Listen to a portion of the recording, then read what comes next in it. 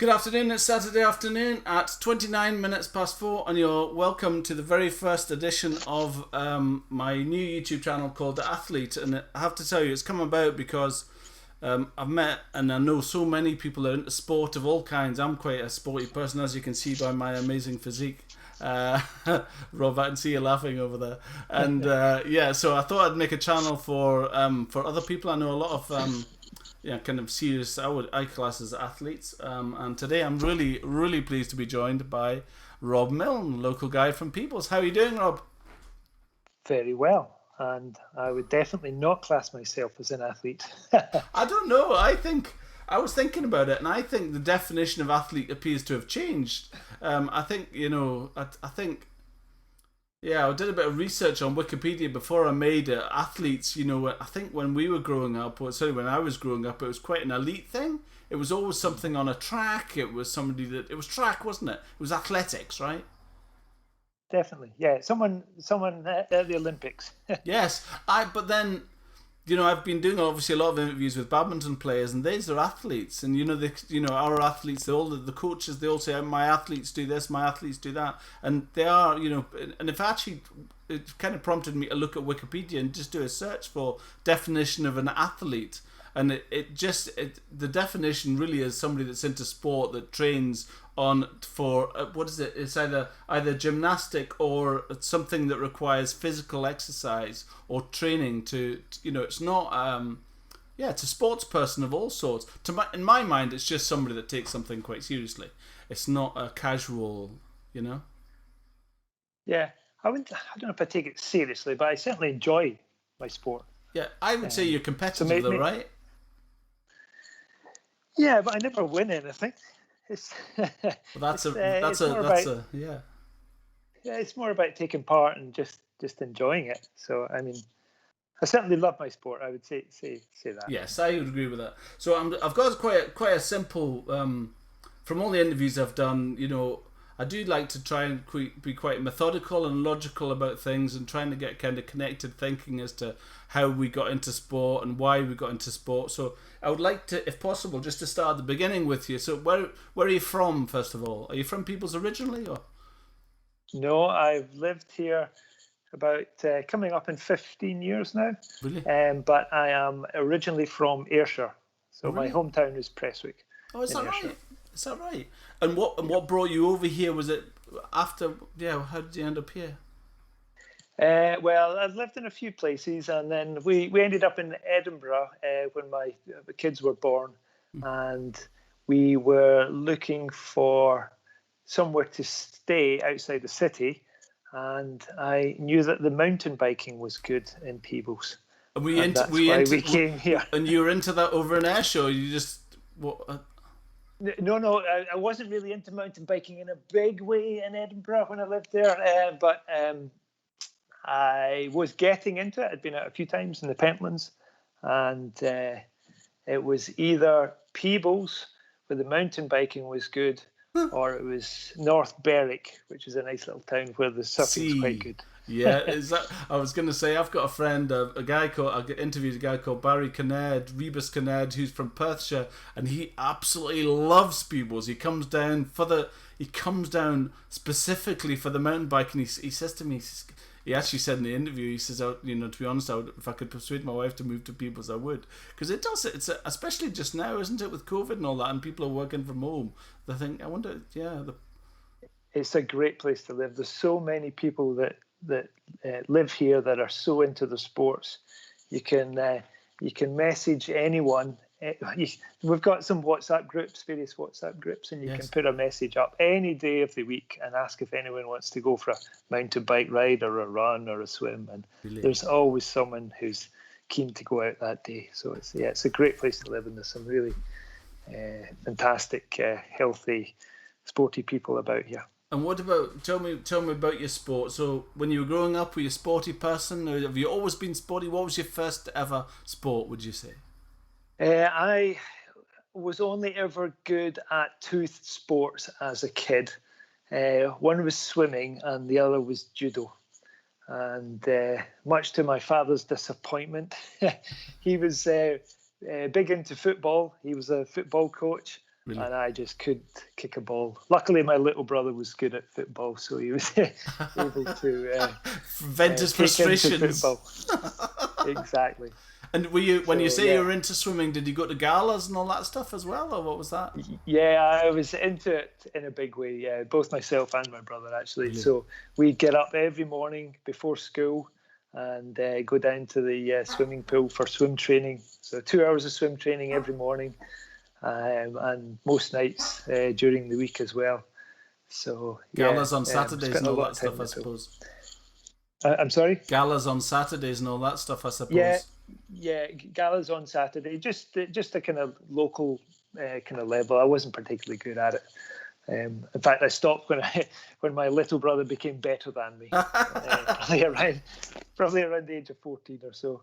And same with the judo. I did a lot of judo. So probably from about the age of 6 Really? Until maybe, I don't know, 14 or 15. Did you? What's your age difference with your brother, Rob? Say again? What's your age difference with your brother? Yeah, he's 2 years younger than me. Right. That's a good age, isn't it? Yeah. So good difference. He's actually quite a naturally talented, sporty person. So when he was, it didn't take him long to catch up on me in the swimming pool. He's I always think swimming is a height thing.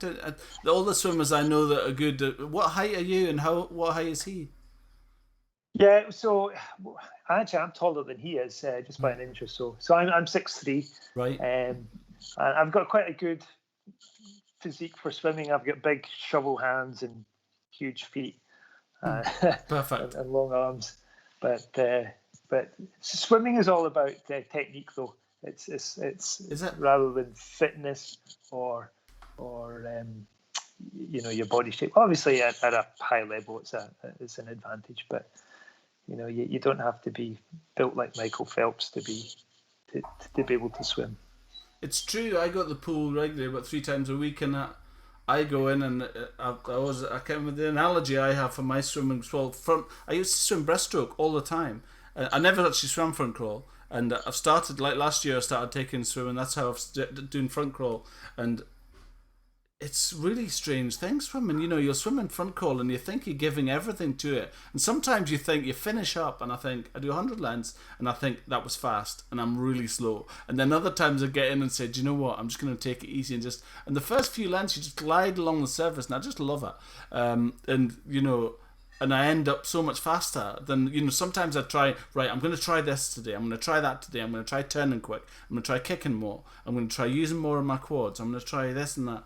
And I'm gonna try reach out more, and my chin down, keep looking at the bottom of the pool, and all of these things I try. And the times when I think it's working, it's never. It's just you don't swim in this pool though? Well, not since COVID, but pre-COVID I would be in the pool maybe 2 or 3 times a week. We've got a local triathlon club, and there's a master swim club as well. Which I'd go to, but I've not been in the pools really since February last year. Really? So yeah, it's all open water at the moment, which I very much prefer. And where do you go? Where are you going? We have 3 places to swim locally. There's a place called Gladhouse Reservoir, which is just south of Edinburgh, kind of halfway between Edinburgh and Peebles, and south of us on the Selkirk Moffat Road, there's a really good loch called St Mary's Loch, and then there's a little one just south of that called Loch of the Lows. They're almost connected. So that's where we met, wasn't it? Loch of the Lows. That's right. Yeah. You were so good. You were so good, and it just killed me. It really killed me. All of them, I'll never forget it. Coming along and being. I mean, I love cold water and I love freshwater swimming, and it was getting there, and I think there was 8 or 9 of us, I think, at the time.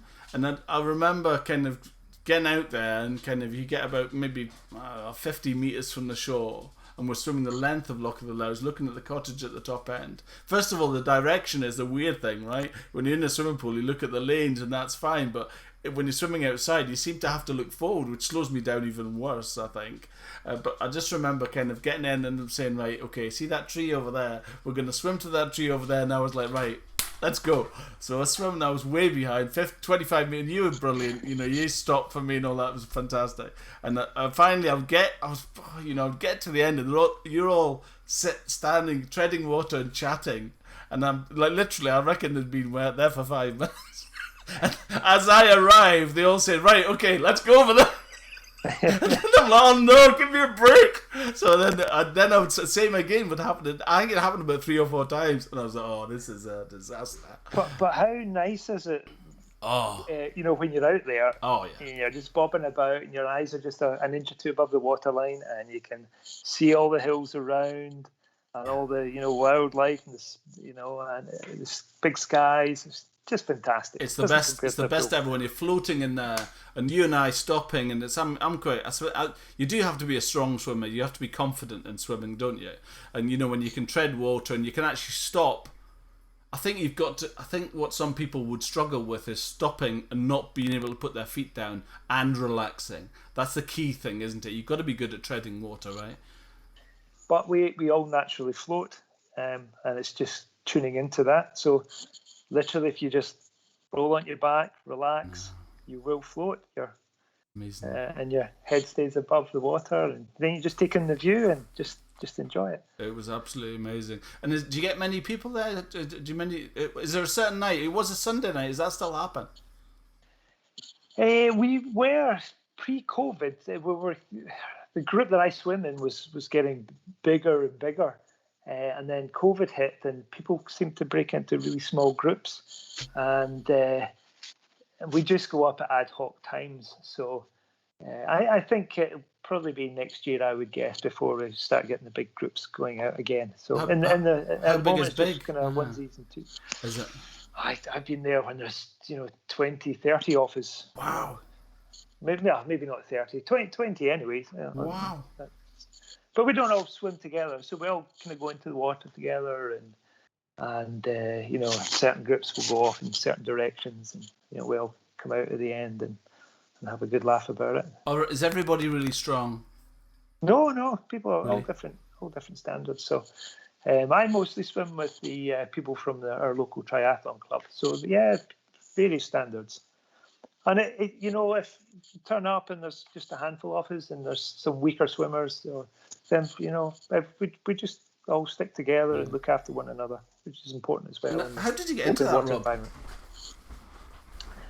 I got into it. I started when I lived in Edinburgh. I got into adventure races, and that kind of got me into triathlon. Sorry. What's adventure races? So adventure races. There was a series called the Rat Race, which is kind of popular about 15 years ago, where you would. The Rat Race one was an urban one, so you go around Edinburgh and on your mountain bike, and you'd have some tasks to do, and you'd maybe have to go up Arthur's Seat or around the castle and do certain activities like abseil off a bridge or something, and really, and some of it was biking and some of it was kind of running on the hills, and anyway that kind of got me interested in doing triathlon. That was starting to become popular, and from there I really started training with some people in Beebles, and then my first ever open water swim was actually in my first triathlon race, which was probably bad planning. And the first time you go in, it's completely different from being in a pool. It's you can't see the bottom. Quite scary, I found it. It can freak a lot of people out. But it was fine, and I was hooked from there. Yeah, and as talk about triathlon. So, do you think a triathlete is obviously inevitably triathletes are good at all pursuits? Do you find ones that are you a good runner and a good cyclist as well, or no? I'm probably, for me, swimming's probably my strongest discipline, followed by running and then biking. Is it? Which is a shame because you spend most of your time on a bike on a triathlon. I was just reading this morning actually about Ian Veach. Do you know him? Yes, and Peebles winning the Cairngorm. What was it, overnight marathon? Was it a triathlon? Was that? Yeah, was it Midnight. Starman or Star Night Triathlon up in Aviemore? Ian's very good. Amazing. He wins lots of Does he? kind of national level triathlons. Amazing. He's Yeah, he I is. mean, to set off at mid, what was it again? Set off at midnight for a midnight swim. I mean, that is 1.9k midnight swim. And he said it was really well set up, and there was like, obviously everybody had, there was lights, there was canoes, there was all that stuff. But swimming, what do you think of swimming at night? Freshwater, open water swimming at night in a loch, black. Love it. Really? We have a tradition every October, towards the end of October, kind of end of the summer swim season, and we all have a night swim. So we've probably been doing this for about 8 or 9 years now. Really? So we go to either St Mary's Loch or Gladhouse, and we wait until it's completely pitch dark. There's no lights around, there's no cars, no houses or anything. You're out in the middle of nowhere, and we go out, and before we go out, we all have a. You still there? I've lost you. Come back. Swim out, and the only thing you can see are these little glow sticks, bobbing about on the water, all different colours. Oh wow! And it's really magical. It's fantastic. That is absolutely incredible. So tell me, I guess it brings us quite nicely onto your new venture. What's that? So very recently, I have qualified as an open water swimming coach. Wow! So I have started up a little company called Transition Swimming, Brilliant. with a view to taking people out into the open water. So it's people who have either not done it before and are maybe a bit nervous about going in. So take them out and get them familiar with the open water environment and doing things like putting your head in the water. And just being comfortable there, right up to maybe experienced triathletes who are looking to improve their stroke technique or build up their skills in the open water, such as swimming with a group of swimmers or drafting or swimming around buoys and so on. And what do you think the challenge is? What do you think the difference is? What do you think, like somebody coming from the pool, which is what most people have done, to go to fresh water? How do you think about that? What the differences are, I suppose.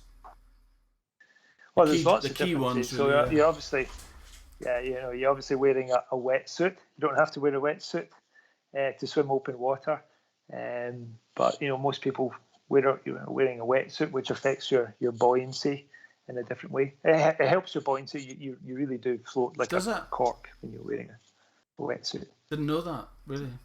Yeah. And it helps keep you in that streamlined position. So you swim faster in a wetsuit. And obviously the temperature is a lot colder. So at the moment the water is about 14 degrees. That's August in Scotland. Whereas the temperature in your swimming pool is probably around 27 degrees. So it's half the temperature. The shock, isn't it? And the deeper you go, the colder it gets, I suppose. The further out you go, the colder it gets, is it? Or? Yeah, well, you can feel the difference in temperature, between the surface and, just maybe 1 or 2 feet below the surface. So, if you swim out a bit and then you stop, then, you're treading water, your feet are definitely colder than your head. Fantastic. So there's quite was it a long course and all that stuff to do that? Did you have to go somewhere to do that? Where's that? Yeah, where do you go? Yeah, so I've done a number of courses.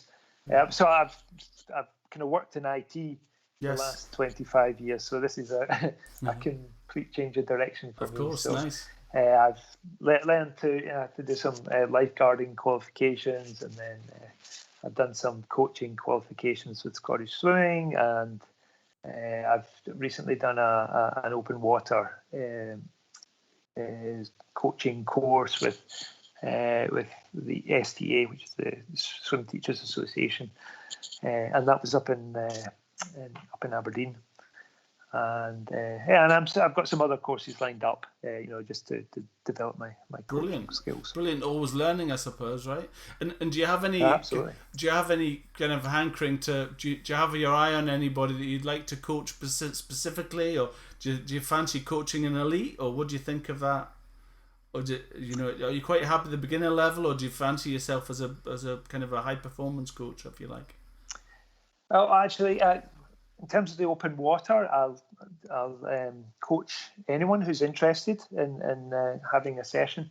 So, like I say, anyone who's from a complete novice right up to someone who's got a lot of experience. There's always something to improve with your technique, your front crawl technique. Yes, of course. So I'm actually working on a qualification at the moment through a body called Swim Mastery, which is really focuses on someone's technique. So, and that involves getting them into something like an endless pool and getting cameras on them, underwater cameras, and looking at every single aspect of the body when they're swimming and looking for little. When do you do those? Tweaks and improvements. Where do you do those, Robert? Sorry, where do you do those courses?